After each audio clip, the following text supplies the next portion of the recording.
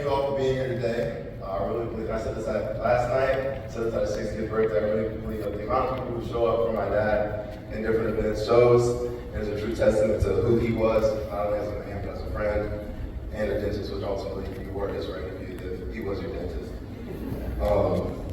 My dad was a role model for me, not just in how to be a man for myself, but what it means to be a man as a father, husband, brother, and friend. He was a beacon of light and joy to anyone he met.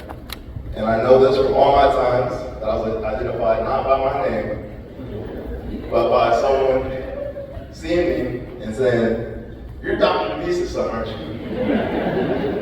And the smiles that people have on their face when they say that. And on the inside I was confused, but I smiled. A lot of times I didn't know who they were. But they knew me from the stories and pictures that they would hear when they went in to see my dad, and those stories and those pictures and seeing me showed them of the time and the feelings that they have when they went to the dentist, which usually is not joy and happiness.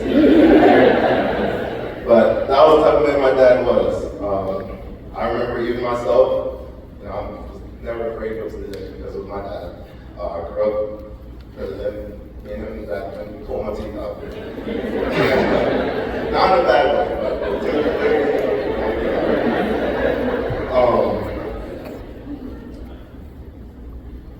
going off script here, sorry. But with those thoughts and memories of going into A Smile by Dr. Devese, the dentist that not made them feel fearful, but made them feel loved and compassion and have a sense of community. I also want to thank his wonderful team and staff who also make people feel those same feelings of love, compassion, and a sense of community with their positive attitudes that they brought forward each and every day. So thank you.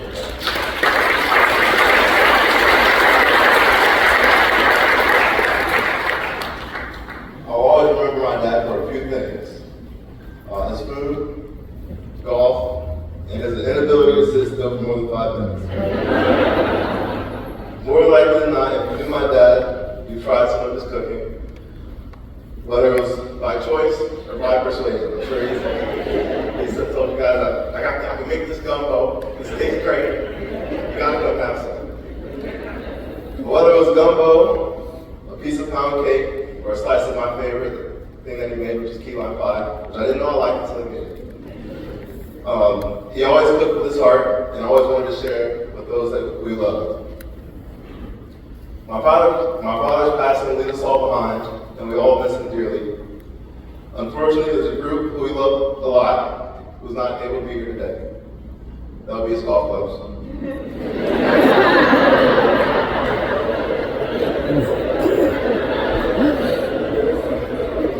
I'm sure it was a love-hate relationship with those golf clubs, but they always brought us closer to his friends and family. And also it was reason for him to take my mom and my sister and I on some trips, I'm sure. I finally did come around to the game of golf a few years ago, and I'm happy that I did, because I can still see and hear the joy from him when he asked me if I wanted to get fitted for some clothes, which didn't take long. I just told him one time that I took the clothes from the basement and said, we'll get you your own clothes, let's go. We were able to make a lot of memories on the golf course, through good swings and bad swings, silent cart rides, or the cart rides where you hit a swing, you swing, don't do the best, and you get back to the cart, and he's giving you instructions on how to do your golf swing. And then on the next hole, off the tee, he does the exact thing that he just told you not to do.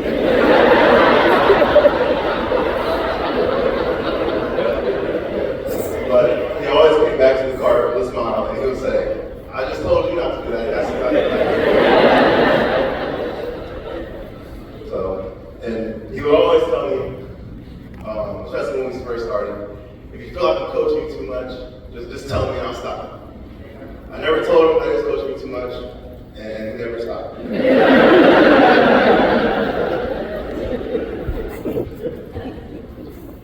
I think all of us who went golfing with him had some of those moments. But just like the countless other things that I've learned in life, my dad, Larry Devese, taught me the ins and outs of the sport, and he only wanted the best for me. So in those coaching moments where he didn't really want the instruction, he only wanted the best for me. No matter what relationship that you have with my dad, I'm certain that you are a beneficiary of his inability to sit still, which coincidentally went hand in hand with his exceptional ability to serve and help others. Since I was young, I've known my dad's work schedule. Mondays and Wednesdays were regular days, Tuesdays were late nights, Thursdays were early mornings. But we all know, during the summertime, during the weather, Fridays were safe to go. I, like many of you, have had to make the doctor go into work on his off day.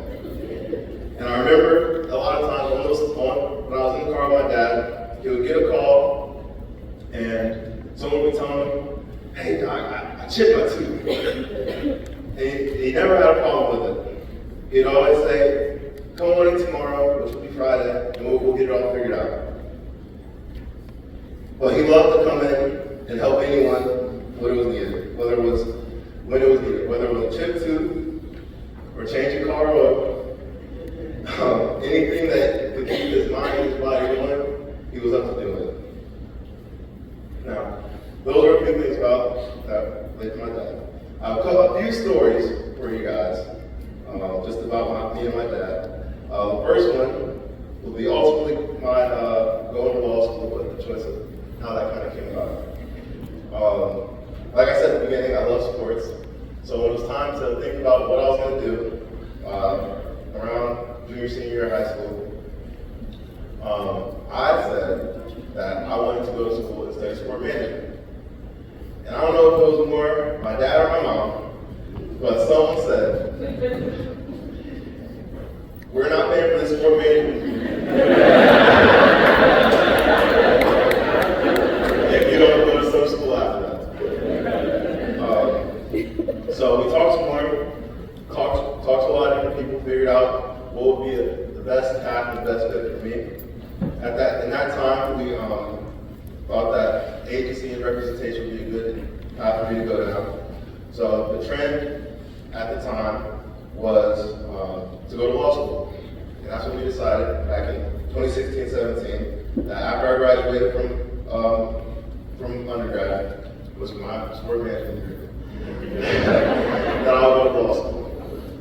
And a couple things always stuck out to me in those times whether I was wavering on if I wanted to go or feeling like I couldn't do it. I remember we were at home and thinking about people that we could talk to and who was in sport agency. And we were on LinkedIn and just scrolling and seeing all these people who were lawyers, who were attorneys, who got their doctorate. And I remember scrolling and he told me, "Look at all these people who are lawyers. There's got to be some idiots in there."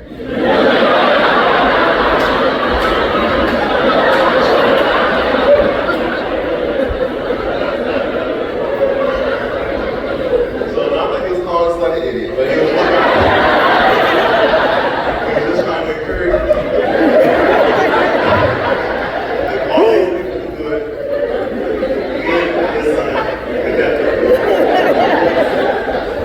And those were always stuck with me.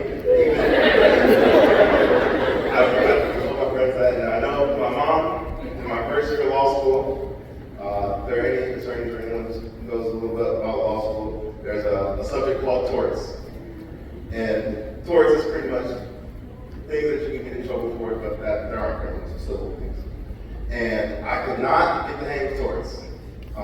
The cases were from the 1700s. It seemed like the words they were using were from even far before that. And whenever I would read it, I would fall asleep. And I remember telling my mom that, and I was breaking down in my car outside of my apartment, and she said, "Well, Malik, you want to just come home? You can just come home if you want, you can come home."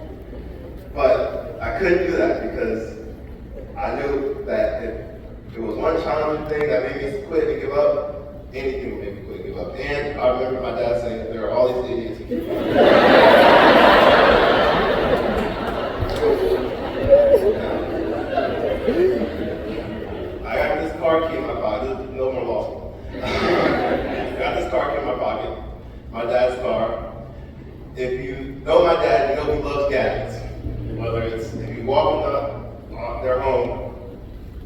refrigerators again, you don't even know what door